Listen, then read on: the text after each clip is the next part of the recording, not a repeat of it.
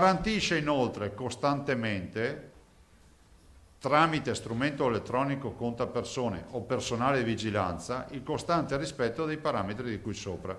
Detta in soldoni, uno si attrezza, come alcuni centri commerciali hanno fatto, si attrezza con il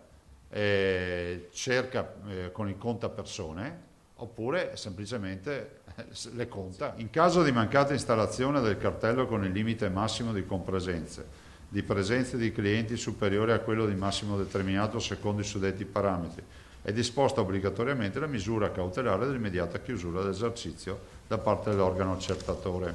Qualche aggiustamento arriva anche per i ristoratori. Che non sia attuata nessuna forma di buffet, deve essere tutto dedicato, sanificato sul tavolo. Zaia non esclude un eventuale ritocco nei prossimi giorni. Il governatore torna poi ad affrontare la questione dello sci, evidenziando l'importanza di un'intesa con tutto l'arco alpino. Sarebbe incomprensibile in un bacino di contagio che è pressoché simile, che è quello delle Alpi, che noi fossimo gli unici a chiudere.